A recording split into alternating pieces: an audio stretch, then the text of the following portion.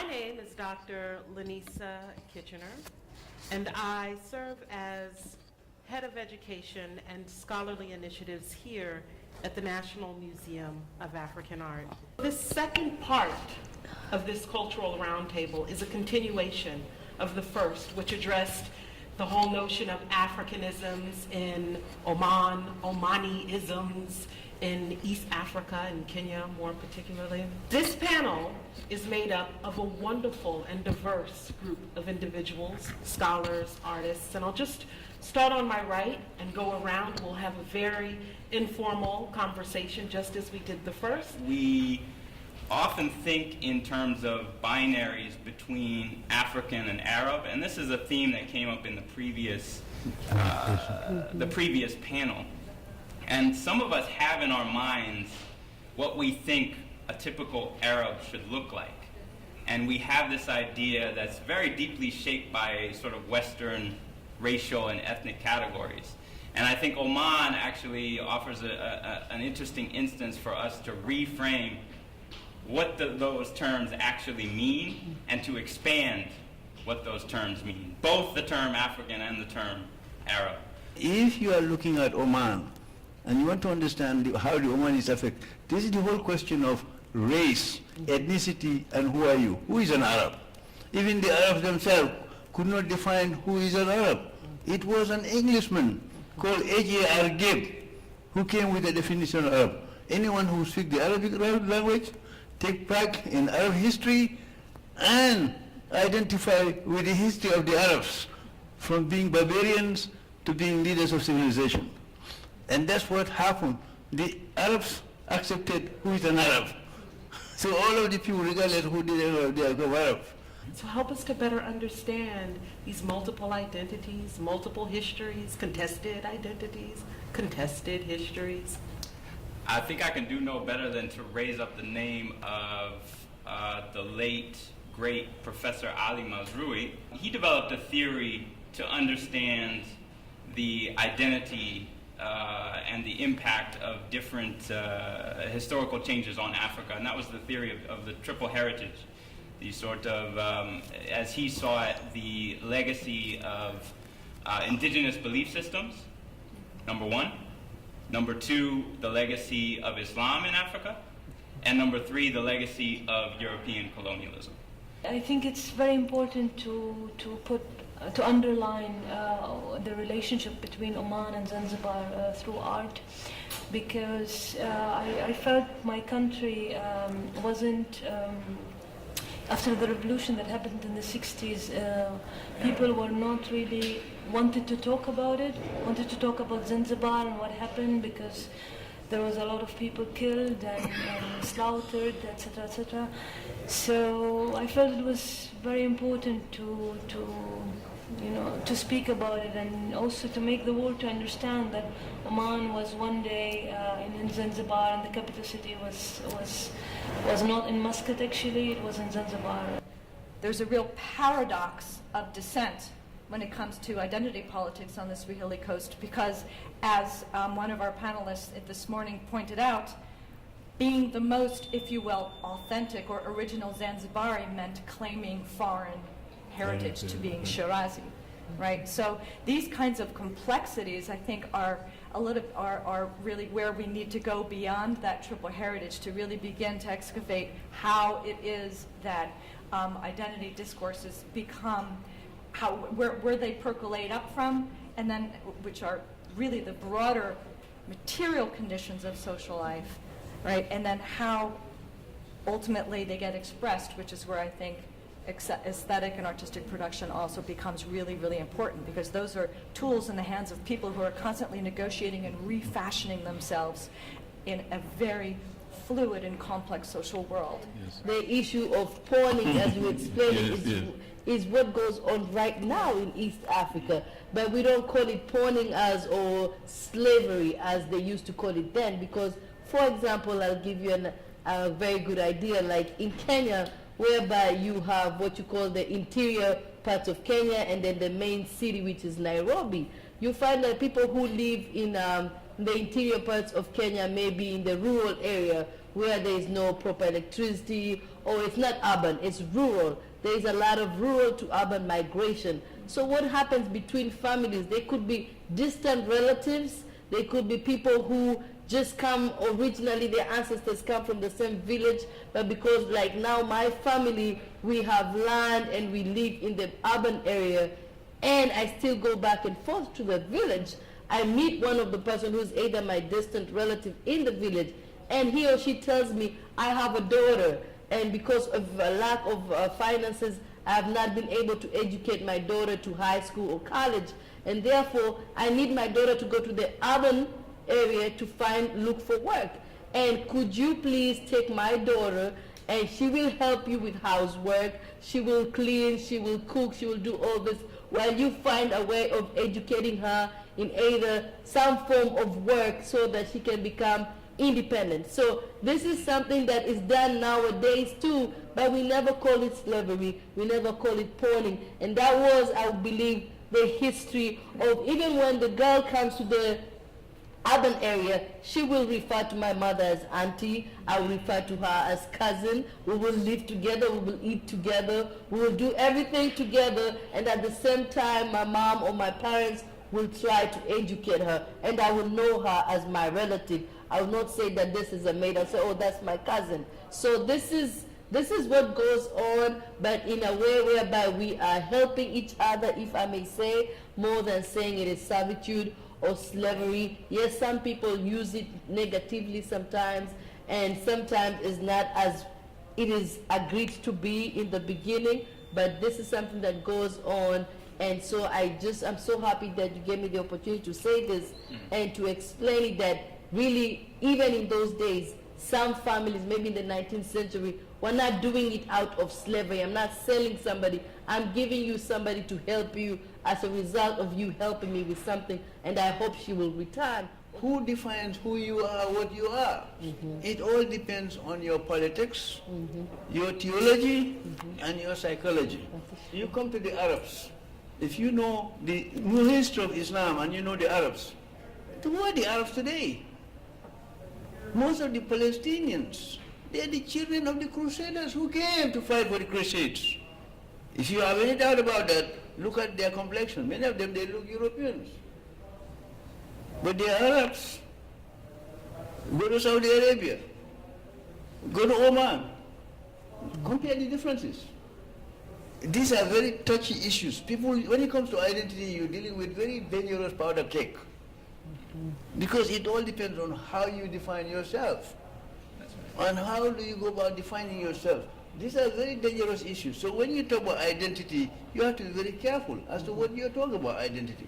That's why if you go to Zanzibar, those Zanzibarians who were speaking Swahili, their Arabic is not good. I just finalize this point. The problem between Professor Mazrui and Henry Louis Gates and Wole Soyinka came up on this issue. She can prove that, she's from that area. When Wole Soyinka was defending Henry Gates at Harvard, because he did a video called The Wonders of Africa. Ali Mazrui has the Africans. Two contrasting narratives. When the African American went to Zanzibar and he met some Zanzibarian, he asked one of them, who are you? Some of the panelists already made reference to that. I'm Afro Sirasi. You look like Mike Tyson. He's an African American giving him an identity. You see, he's an African American, he's out there, he is a person who was raised by the parents that you are of Iranian descent.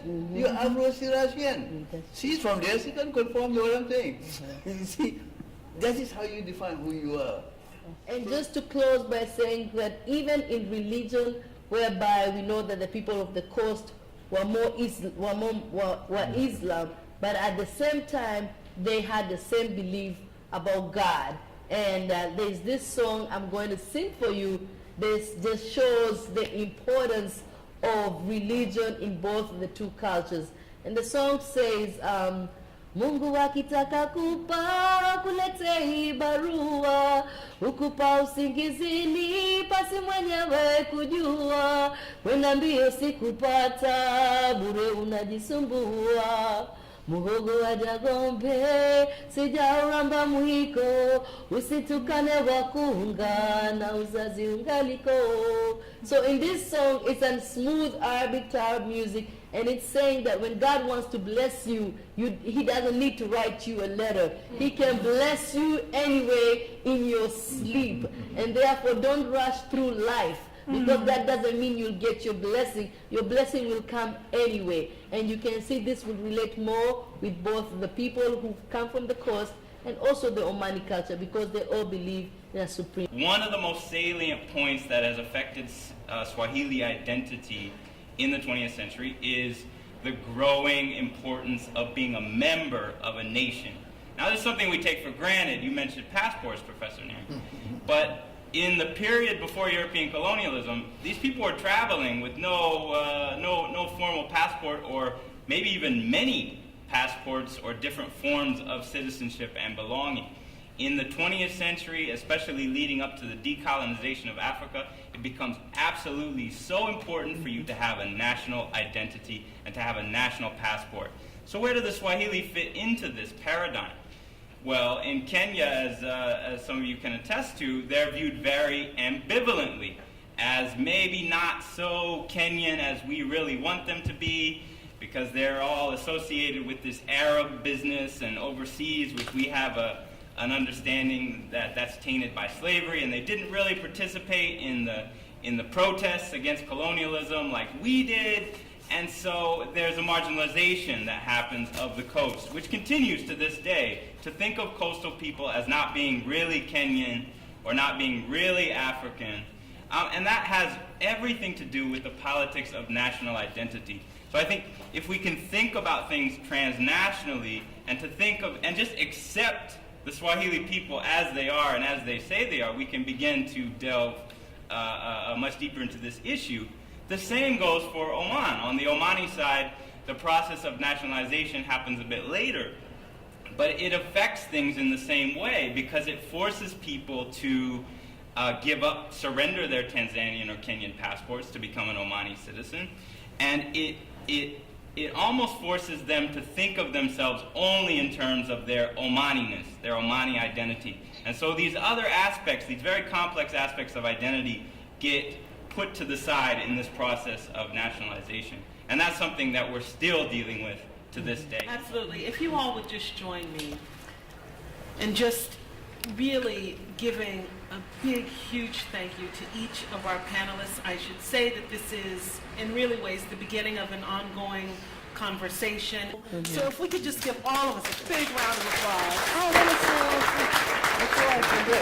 And then Hannah's going to wrap it up for us. So you can all sing together. Want to go? Okay. Jambo, jambo bwana, habari gani, nzuri sana, wageni wakaribishwa, hapa kwetu hakuna matata. Jambo, so jambo means hi. Bwana, habari gani, how are you doing? Nzuri sana, I'm doing fine. Wageni means visitors. Wish you are all welcome. Kenya yetu hakuna matata. And hakuna matata means no worries. Thank you very much. Thank you. Nathaniel Mathews, my film Cholo, was screened in Smithsonian Museum of African Art.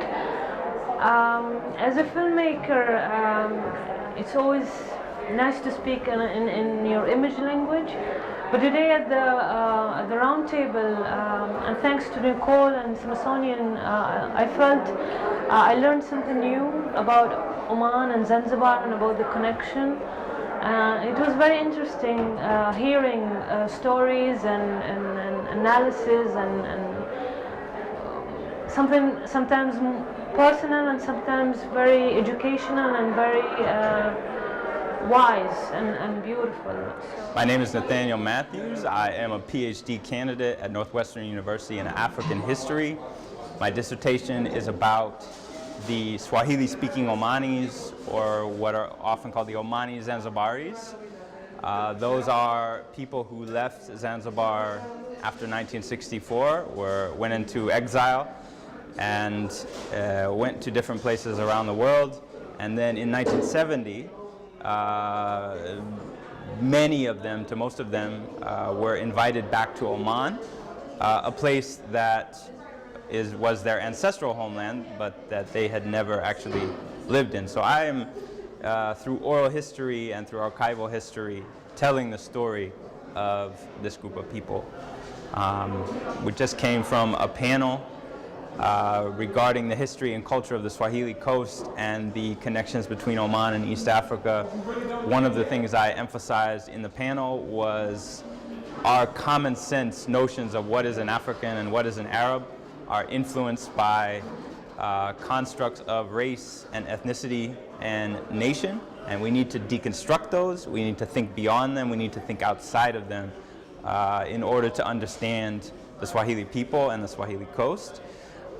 We also talked a lot about the history of slavery.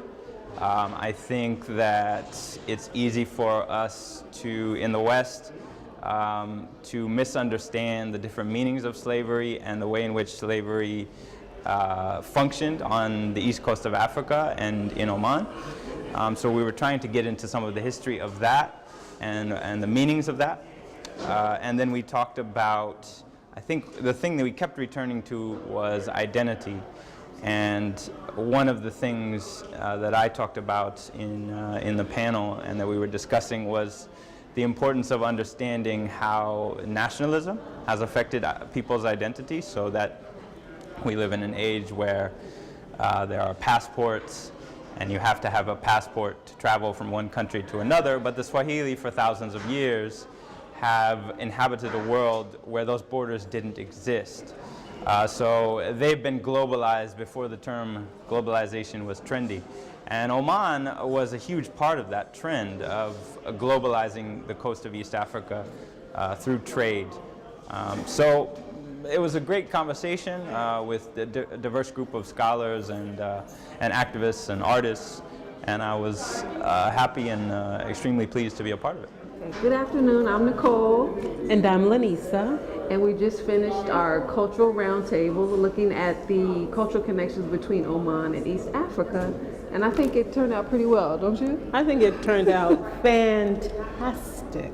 Do you have any closing thoughts or more thoughts about the panel? I think it was the beginning of a very, very, very important conversation. Some of the points raised by the audience about labor in the various parts of the Middle East spilling over into East Africa, the role of the Chinese. I think, Nicole, it was really a